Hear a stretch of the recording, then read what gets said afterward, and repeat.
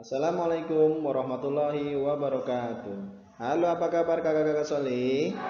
Apa kabar hari ini kakak-kakak Solih? Alhamdulillah, luar biasa, menuntut ilmu, meraih prestasi, Allahu Akbar. Baik kakak-kakak, sebelum kita belajar, mari kita berdoa sejenak. Bismillahirrahmanirrahim. Raditu billahi robba wa bil islami dinna wa bi muhammadin nabiyya wa rasulah. Rabbi zidni ilma warzuqni fahma. Amin ya rabbal alamin. Baik kakak-kakak, hari ini kita akan belajar tema 1. Selamatkan makhluk hidup. Hari ini kita akan belajar subtema 1, tumbuhan sahabatku. Yang akan kita bahas adalah muatan IPS. KD 3.1, mengidentifikasi karakteristik geografis dan kehidupan sosial budaya, ekonomi, politik di wilayah ASEAN. Ya, kakak-kakak, kita mau mempelajari batas-batas kawasan ASEAN. Sebelum lanjut di batas-batas, kakak tahu nggak ASEAN itu apa kepanjangannya? ASEAN adalah A, Association of S, South, E, East, A, Asian, N, Nation. Jadi ASEAN kepanjangannya Association of Southeast Asian Nation, atau dalam bahasa Indonesianya Asosiasi Negara-Negara Asia Tenggara.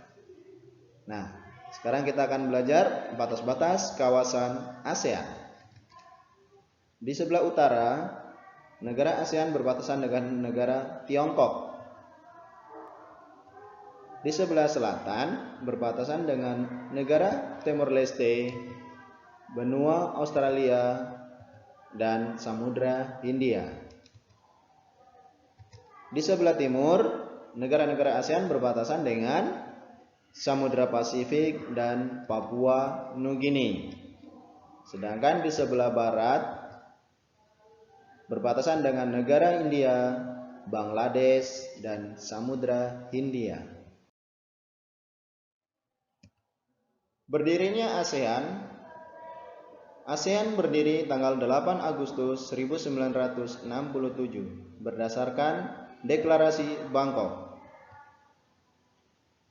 ASEAN didirikan oleh 5 tokoh dari 5 negara. Yang pertama, ada Malik dari Indonesia. Yang kedua, Tun Abdul Razak dari Malaysia. Yang ketiga, Tanat Khoman dari Thailand. Yang keempat, S.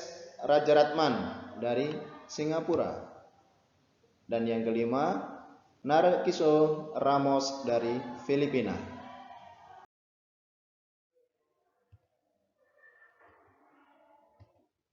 Urutan masuknya 10 negara ASEAN. Yang pertama, 5 negara Indonesia, Malaysia, Singapura, Filipina, Thailand, semua bergabung pada tanggal 8 Agustus 1967. Yang kedua, Brunei Darussalam bergabung tanggal 7 Januari 1984. Yang ketiga, negara Vietnam bergabung tanggal 28 Juli 1985. Yang berikutnya, Laos dan Myanmar bergabung tanggal 23 Juli 1997. Kemudian Kamboja bergabung tanggal 30 April 1999. ASEAN didirikan atas dasar yang pertama, persamaan letak geografis. Yang kedua, kemiripan budaya. Yang ketiga, kepentingan yang sama dalam memajukan pertumbuhan ekonomi, sosial budaya, dan menjaga keamanan kawasan ASEAN. Nah, anak-anak soleh, sekarang kita membahas kehidupan sosial budaya masyarakat negara-negara ASEAN. Yang pertama dari Brunei Darussalam.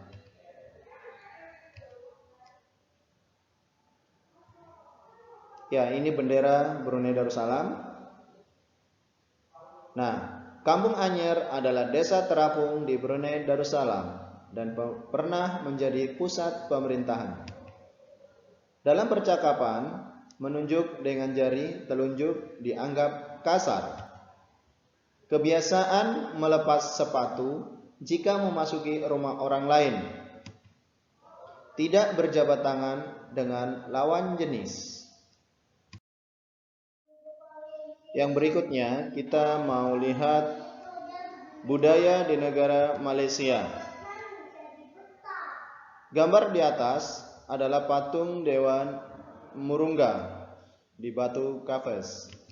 Yang kedua, kota Georgetown, kota yang memiliki ragam jenis budaya yang terdaftar di UNESCO World Heritage. Yang ketiga, makanan khasnya nasi lemak. 3 kaum utama di Malaysia adalah Melayu, Cina, dan India. Yang ketiga adalah negara Filipina. Budaya negara Filipina yaitu budayanya Melayu, Cina, dan Spanyol. Banyak yang mempengaruhi budaya negara Filipina. Yang kedua, gambar di atas adalah tari tanikling, menceritakan burung tanikling yang berjalan melompat menghindari bambu perangkap petani. Po dan opo merupakan sebutan untuk orang yang lebih tua. Contohnya, kakak-kakak memanggil kakak di SMP. Nah, panggilannya po untuk laki-laki dan opo untuk perempuan. Kemudian bahasa nasional di negara Filipina adalah bahasa Filipina. Yang keempat, kita akan membahas negara Kamboja. Di negara Kamboja memiliki budaya. Gambar di atas adalah tari Apsara yang lahir pada tahun 2000 tahun yang lalu. Berarti kira-kira tahun berapa ya kakak-kakak? Yang kedua, orang Khmer menggunakan sial kotak-kotak yang disebut krama dan menggunakan bandul Buddha pada kalungnya. Tujuannya untuk menjaga roh jahat dan membawa keberuntungan. Makanan yang terkenal di Kamboja adalah cha yang berarti tumisan. Nah, mungkin kakak-kakak pernah dengar cah kangkung. Nah, berarti kangkung tumis. Nah, itu cha itu berasal dari bahasa Kamboja. Nah, yang kelima kita akan bahas negara Myanmar. Negara Myanmar disebut negara 1000 pagoda. Jadi istilah 1000 pagoda itu untuk negara Myanmar. Mayoritas penduduknya keturunan Tibet dan beragama Buddha. Jadi di Myanmar itu lebih banyak mayoritasnya beragama Buddha. Bahasa yang digunakan di negara Myanmar adalah bahasa Burma. Pakaian tradisionalnya longyi, mirip sarung di Indonesia. Ya, ada gambarnya di atas tuh. Nah, itu mirip sekali dengan kita kalau yang laki-laki menggunakan sarung. Yang berikut kita akan membahas negara Vietnam. Dalam negara Vietnam, nah contohnya permainan yang pernah kita ikutin, nah itu ada. Nah kalau kita Indonesia mainnya itu apa ya, kucing dan tikus. Nah, kalau di Vietnam itu permainan Nah, menangkap jangkrik dengan mata tertutup. Jadi mata tertutup nanti baru menangkap teman-teman yang ada di lingkaran. Baju khasnya disebut Ao Dai, itu baju khas dari negara Vietnam. Tempat duduknya kursi pendek disebut dingklik. Nah, kita biasa sebutan dingklik itu untuk kursi yang pendek. Nah, biasa kita di rumah juga mungkin ada dari kakak-kakak di rumah yang punya dingklik. Yang berikut mayoritas memiliki nama keluarga Nguyen.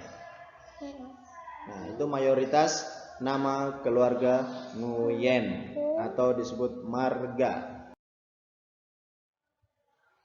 Yang ketujuh, kita akan bahas negara Laos. Negara Laos ditemukan oleh Ai Lau. Ya, makanya nama negaranya Laos, ada kata Lao di situ. Mayoritas penduduknya beragama Buddha. Olahraga tradisional namanya Katau. Tahun baru Laos disebut dengan Bun Pi Mai. Bun Pi Mai. Ingat kakak-kakak, nama tahun baru di negara Laos adalah Bun Pi Mai. Makanan utama beras ketan. Nah, pernah lihat beras ketan? Pasti kakak punya kan di rumah beras ketan. Yang berikut upacara sakral yang terkenal adalah Saibat, pemberian sedekah. Jadi kakak-kakak juga yang di rumah bisa melihat budaya-budaya Laos ini. Nah, salah satunya sama seperti kita orang Indonesia, pemberian sedekah kepada sesama. Nah, yang kedelapan kita akan bahas. Nah, dari gambar ini kita sudah tahu bahwa ada negara apa kakak-kakak, yaitu negara Singapura. Iya. Lambang negara Singapura adalah Merlion atau Merlion, patung kepala singa berbadan ikan. Nah, penduduk Singapura berasal dari Cina, Melayu, India, dan Eropa. Bahasa resmi yang digunakan di Singapura adalah bahasa Melayu, Tamil, Mandarin, dan Inggris. Singapura memiliki budaya apa? Jalan kaki. Jadi orang-orang di Singapura itu sudah terbiasa dengan jalan kaki. Yang terakhir, makanan yang sangat digemari dalam budaya negara Singapura adalah kepiting cabai. Nah, ini enak sekali katanya. Yang kesembilan, ada negara apa ini? Dari benderanya kelihatan? Negara Thailand. Thailand artinya tanah kebebasan. Cerita nasional yang memengaruhi kehidupan adalah Ramakien. Kepala adalah bagian tubuh yang paling dihormati dan kaki dianggap bagian hina. Memiliki tradisi minum teh. Kakak-kakak hari ini sudah minum teh? Itu tradisi di negara Thailand. Ya, setiap harinya ada minum teh. Nah, kakak-kakak kita akan bahas selanjutnya yaitu kondisi geografis ASEAN.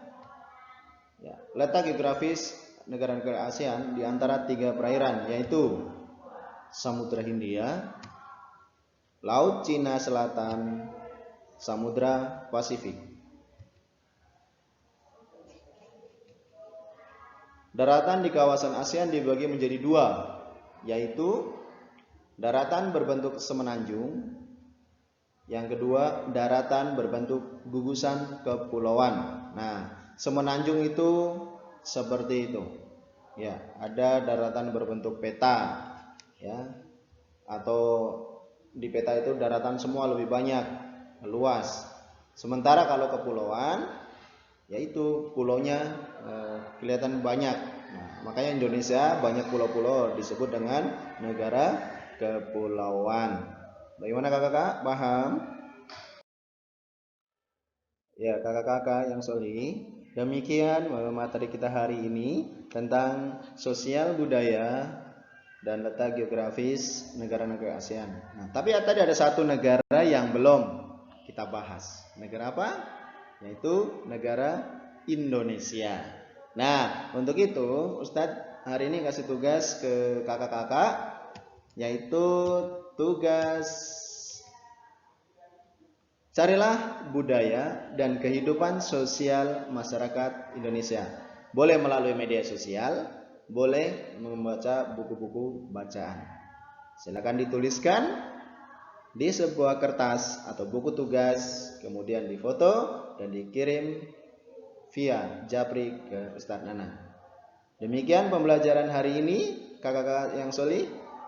Mudah-mudahan materi yang kita pelajari hari ini dapat bermanfaat buat kita semua. Terima kasih. Kita tutup dengan bacaan hamdalah. Alhamdulillahirabbil alamin. Assalamualaikum warahmatullahi wabarakatuh.